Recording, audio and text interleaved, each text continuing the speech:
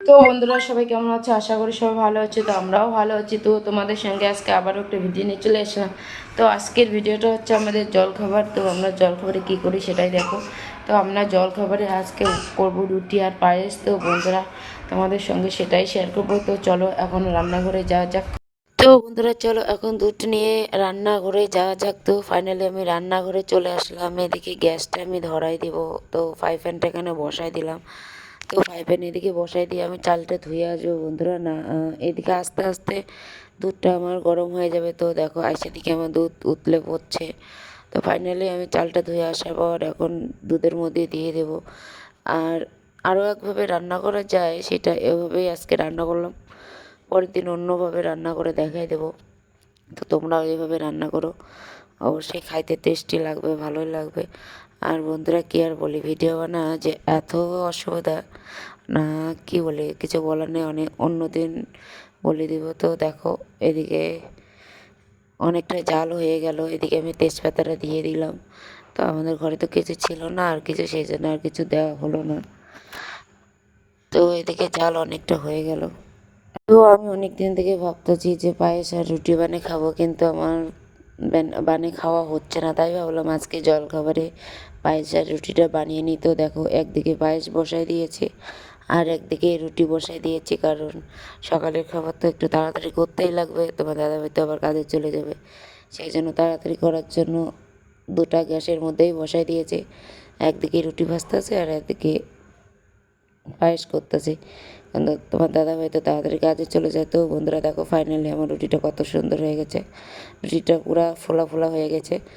তো আমি রুটি ভাজলে বেশি ফোলা হয় না, ওই একটা দুইটা মতো ফোলে। তো সেটাই তোমার দাদাভাই একটা খেয়ে নেয়, আমি একটা খেয়ে নিই। তো মানুষের জীবনে যতই খাই খাই করো না কেন, কোনো দিন খাওয়া শেষ হবে না। আর বন্ধুরা একটা কথা বলি, তো তোমরা আমার পাশে থেকো, একটু ভালোবাসা দিও, লাইক কমেন্ট শেয়ার করো, কারণ তোমরা না থাকলে আমি কখনো এগোতে পারবো না। সেই জন্য বলি বন্ধুরা, তোমাদের একটু পাশে থেকো, ভালোবাসা দিয়ে যাও। আমরা যেন তোমার ছোট্ট বোনটা একটু যেন ভালো হতে পারে, একটু বড় হতে পারে। কারণ এই যে ভিডিও বানাতে গিয়ে সবার যে এত এত অপমান শুনি, তা ধারণারও বাইরে। সেই জন্যই বলি বন্ধুরা একটু পাশে থেকো। তো কি বলে আর, এদিকে দেখো আমার রুটি ভাজা শেষ হয়ে গেছে। এদিকে পায়েসের মধ্যে আমি এখন চিনিটা দিয়ে দেবো। অনেকটা পায়েসটা হয়ে গেছে, তো আমি দিয়ে দিলাম চিনিটা। চিনিটা দেওয়ার পর একটু ঘাটা নাড়া করে নিব। ঘাটা নাড়া করার পর একটু জাল হয়ে যাবে। তো বন্ধুরা তোমরা কে কে পায়েস খেতে ভালোবাসো, অবশ্যই চলে আসো আমাদের বাড়িতে। আর অবশ্যই কমেন্টে জানাবা আমার পায়েস রান্না করার পদ্ধতিটা কীরকম, আর তোমরা কেমন করে রান্না করো সেটাই আমাদের বলো। আর বন্ধুরা প্লিজ প্লিজ আমার পাশে থেকো।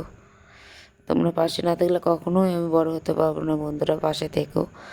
তো দেখো এদিকে আমার পায়েসটা হয়ে গেছে। তো আর একটু জাল হবে, জাল হলে মনে হয় ভালো হবে। তো দেখো বন্ধুরা আমার পায়েসটা হয়ে গেছে অলরেডি, এখন নামিয়ে নেব। তো নামিয়ে নেওয়ার পর তো দেখতে পাচ্ছ এখানে আমার রুটি আর পায়েস রেডি হয়ে গেছে। তো এখানে কেউ তো বাড়িতে নেই, সেই জন্য বলতে তোমার দাদাভাই খাওয়া দাওয়া করে চলে গেছে। তো আমরা এখন খাচ্ছি, আমার ছেলে আর আমি খেতে বসে গেছি। তো কে কী খাবার, চলে আসো বন্ধুরা, চলে আসো। খুব টেস্টি খাবার, আমার আজকে মন ভরে খাবো। আর বন্ধুরা সবাই ভাববা যে আমি একাই প্রতিদিন কেন খাই, কারণ দেখো আমার যখন তোমার দাদাভাই কাজে যায় তখন তো আমার ভিডিও করার টাইম হয় না।